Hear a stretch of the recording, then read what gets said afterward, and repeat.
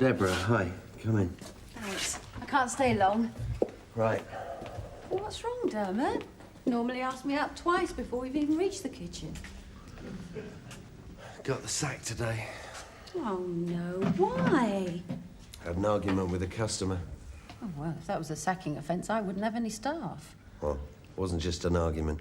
Picked him up and dangled him by his feet until he stopped calling me Mr. Stinker. This is a child, is it? Yeah. Children in that toy department can be so hurtful. Well, I think I would have let you off with a warning. I'd already had a written warning for calling another one a stunted little turd. Well, maybe you shouldn't work with children.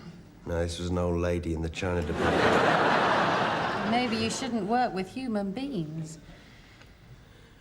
Do you need anyone in your restaurant? Oh, Dermot, I don't know. You said you were short-staffed. You've got a record of dangling people by their ankles. No, that's it. I'm through with dangling. Well, have you worked as a waiter before? Yeah. Where? Tiny place in Scotland. It's closed down now. Oh, well, I suppose we could give you a try. Oh, brilliant! Didn't even have to wear my lucky interview underpants. No, you've just got to get your face out of my neck. We're sharing a magic moment. Oh, speak for yourself, Dermot. Put her down, Dermot. You're making a fool of yourself. Just give me a job. Well, you already had a job. Got made redundant. You're never made redundant. You're always fired. Hi, Gary. Nice day at the office? Pretty standard. George spent the day showing how to make a model windmill out of paper clips. Anthea had a nervous breakdown in her lunch hour, fortunately. And I filled my briefcase with yogurt. Oh, Billy banana flavour. My favourite.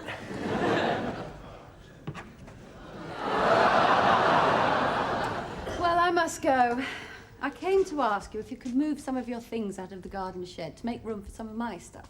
Sure. What do you got? Oh, a lawnmower, tools. What, gardening things? Yes, Dermot. How do you cut the grass? Well, we just sort of flatten it down. It seems to stop growing after a while. Right. How did you persuade Deborah to give you a job? Told her I had experience. Have you? Not yet. Look at your work record. What a mess. These are my wilderness years. Like Churchill and Gary Glitter. I bet Churchill was never kicked out of Securicorps for leaving the keys in the ignition while he did a bit of shopping. There was a sale on. You've got no ambition, have you? Have? I'm talking about careers, Dermot. Not your ambition to clash glands with Linda Lusardi. What did you want to be when you were a kid? Rock guitarist. Yeah. What, you too? No. Manager of a small engineering firm. Funny, isn't it? The crazy dreams we once had. Crazy. I reckon I could still be a guitarist, you know, if I learned to play guitar. For a while, I wanted to be that little girl on the test card playing noughts and crosses. Yeah, why didn't we all? Then after that, you want any job where there's lots of women around. I wanted to be choreographer for Pan's People. Sent off for details, actually. My parents just wanted me to have a respectable job. Oh, you've done all right, then. Yeah. Nothing wrong with my career. I give my best years to high-quality security equipment.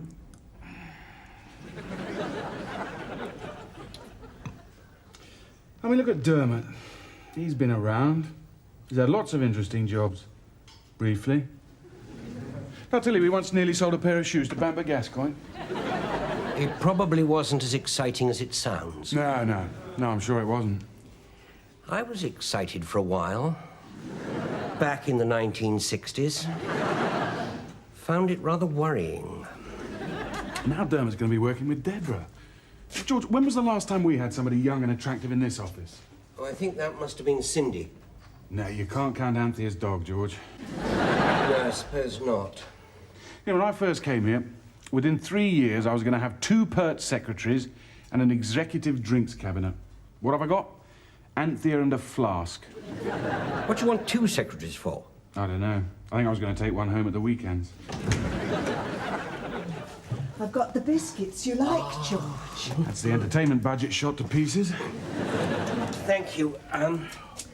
I was wondering, Anthea, maybe next week we could experiment, tentatively, with some Garibaldi.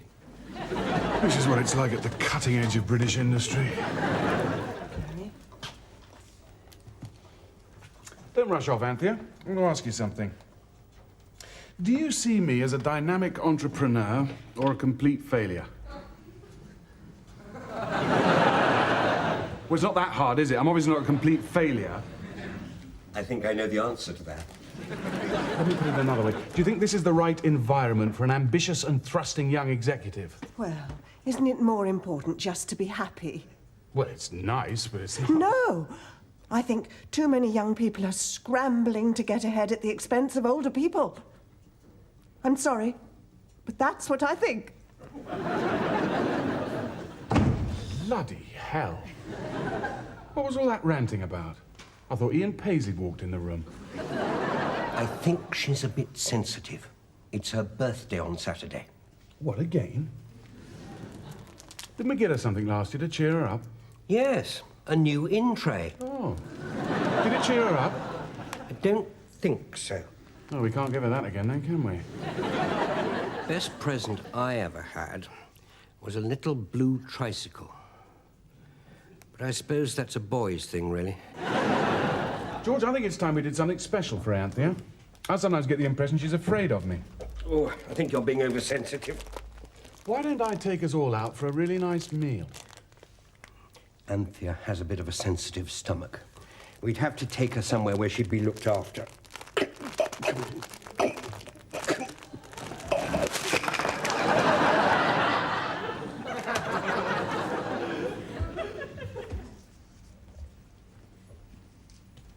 Listen to this.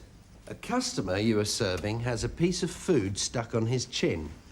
Do you A, ignore it, B, tell the diner the problem in a jocular manner, or C, remove the offending piece with a serviette? C. Well, it depends, doesn't it? I mean, if it was a great big strip of carrot or something, it'd be funnier just to leave it there. What's the answer? The answer, B, tell the diner the problem. See Appendix 3 for a selection of jocular remarks. I remember the first time Gary and I went out for a meal together. He spent half an hour with a piece of cucumber at the corner of his mouth. What did you do? I leaned across the table and sucked it off. Right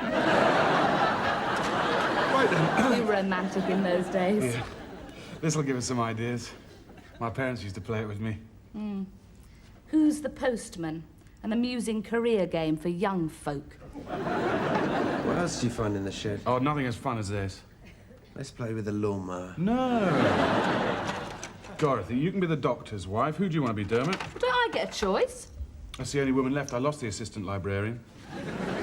You'll be the smug little bastard in the suit. No, my parents always let me be the accountant. You can be the baker. How come you both have real jobs and I'm just somebody's wife? Oh, look, I'm just as much a feminist as you are, Dorothy, but we've got to stick to the rules, eh? I could be the engineer. No, you're a girl.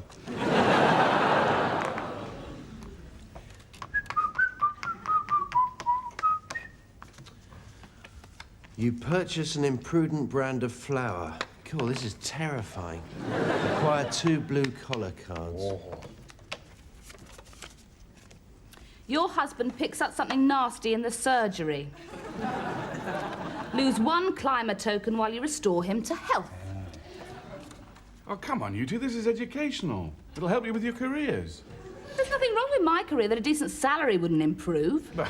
No, you nurses do an excellent job, but it's not a proper job, is it? Well, I mean, of course it is a proper job, yes, but it's in a sort of public service kind of a caring sort of a way. The chaps in your department award you a popularity prize. Earn 15 guineas. You're so smug, aren't you? You sell burglar alarms in a dingy little office for a dead-end company, and you come on like you're achieving something. Oh, I see. The other day, somebody at work asked me what you did for a living. I told them you were unemployed. It seemed more impressive. That office would close down without me. I'm responsible for people. I suppose I just push a tea trolley. I think you do an excellent job, Dorothy. Thank you, Dermot. In a really sexy uniform. Uh-oh, looks like trouble. You lose both thumbs in a kneading machine.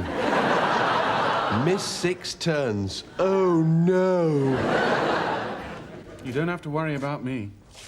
I've got a standing offer of a managerial job at Vulcan Technology. Well, go on then. What are you waiting for? Take the job. When the time is right for me to showcase my talents on a broader canvas, then I will. If you're scared of taking on a new job, Gary, just say so. Gary, is this yours? Yeah, I found it in the shed. God, I always wanted a Johnny 7. Let's play war. Yeah, no girls.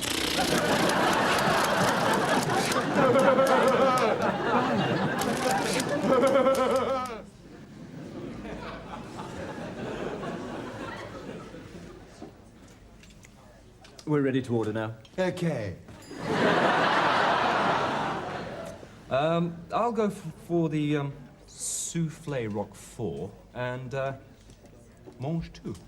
One cheesy thing with the flat peas. And for your sumptuous girlfriend. What's in the sauce maison? Oh, you know these French chefs, they'll stick in their own grandmother if it improves the colour. Oh, just being jocular.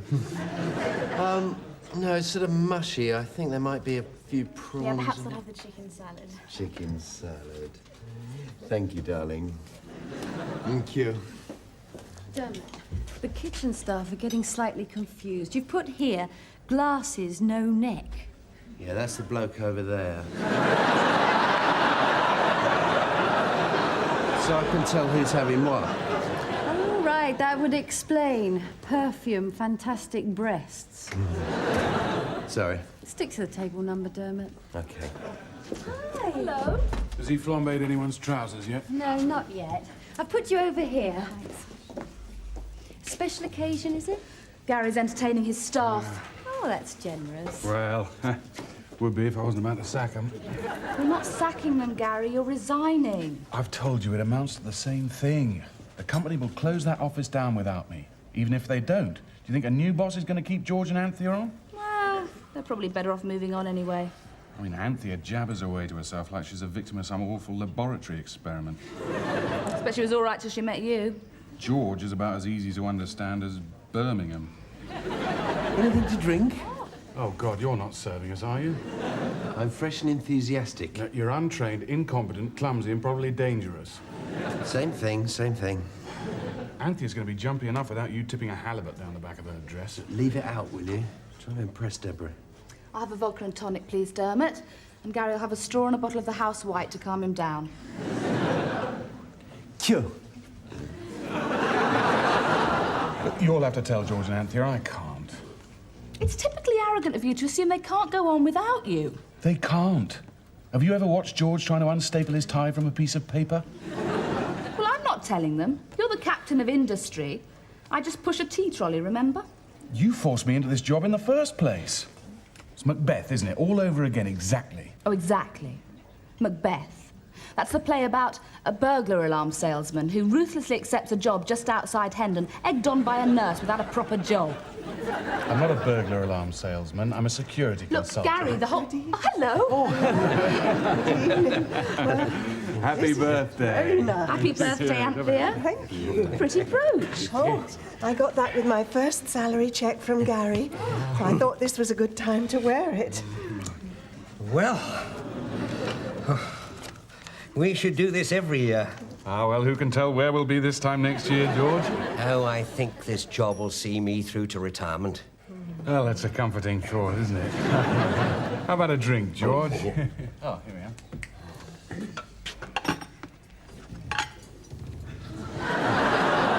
Thank you. Hello, Dermot. What are you doing here? I'm branching out into a new career. This is what, to supplement your income? No, this is the new career.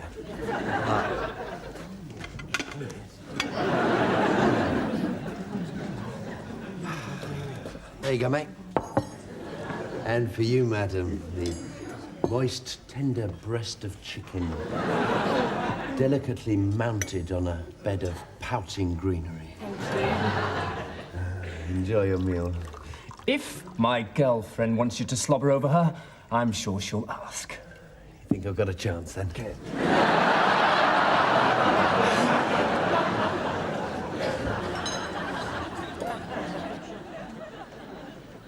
What about the pork? That hasn't got anything foreign in it. You sure it doesn't come with anything peculiar? Pork in a cream and mushroom sauce. Sounds like tremendous fun. I suppose I could scrape the sauce off if I don't like it. There you go, Anthea. But I don't like pork, though. I'm sorry. I'm holding you all up. No. You take all the time you want, Anthea. Right, so how are you doing? Silly bitch can't make her mind up. Well, maybe if you tell me what you want, I'll see if Chef can rustle it up. Well, what I really fancy is a bowl of cereal.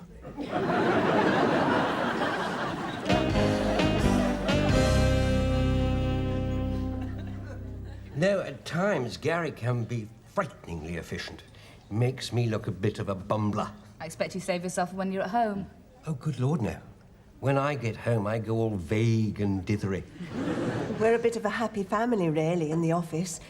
Or the nearest I get to having one, anyway. Look, I'm sorry. There's something I've got to say. You want to enjoy your meal? Lovely, thank you. I suppose I should have been a bit more adventurous. Oh, there's nothing unadventurous about Cocoa Pops. But when I'm really happy, like now, well, I can't help indulging myself. All right, Anthea. So anyway, as I was saying, I've been discussing my career with Dorothy and a friend of mine who works at Vulcan Technology. Oh, a letter arrived for you today. I'll go and get it. Now, this friend and I were discussing the work landscape, future-wise, and the prospect of me enlarging their staffing capability spectrum. I'm not sure that I'm quite following you. In a nutshell, I think what Gary's saying is... Gary? Well, I've Here it is. accepted... Here it is. I'm trying to explain a delicate matter here, Dermot. No, I think it's got Yeah, something well, to if do you're with- so interested, you go and open it. So, anyway, this friend and I both agreed that the time was right to enlarge my career. Oh, dear. Prospectively. How many words? It's birthday charades. That'll liven us all up.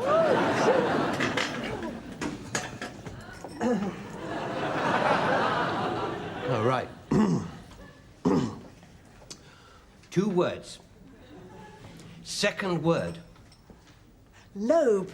Dangly lobe. Sounds like. Nose.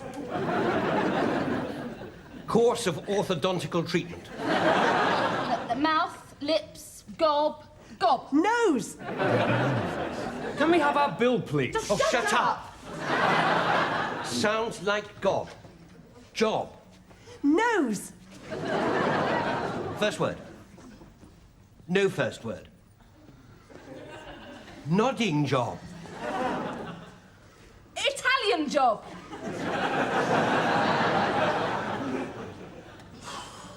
Blowjob.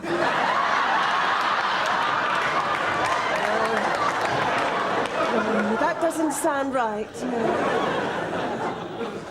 No job. Nose job. What's no job supposed to mean? Is it a musical? Of course it isn't. It's a piece of bad news. It's me, isn't it? I've got no job. I'm going to lose my job. You haven't got the job. They've frozen recruitment. Never mind, Gary.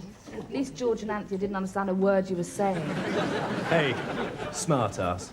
Bill. Okay. It's all right, Anthea. You're not going to lose your job. None of us are. I guess we're just the sort of people who never really go anywhere. Sorry, I was just being silly. Oh! There you go, Anthea. That's from Gary. Thank you. Happy birthday, Anthea. Thank you and goodbye.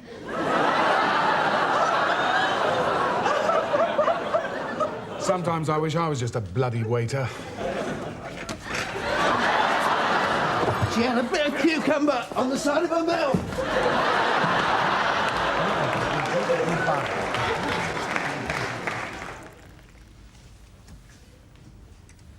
All I did was make a small technical error.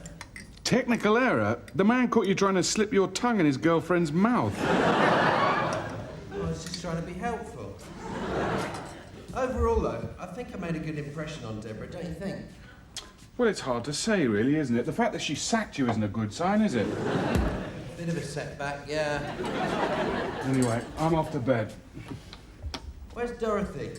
She's got to get up early in the morning, sew somebody's ear back on or something.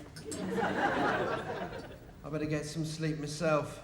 I need to get a few things tomorrow. What, like a job, a girlfriend, and a future? Yeah. Maybe I'll try that new Asda, see if I can get all three under the one roof. Night, Gary. Night, Dermot. Night, then. Night. Yeah, night. Night. Good night. Night. Night. No, you've always got to speak last, haven't you? No. Good night.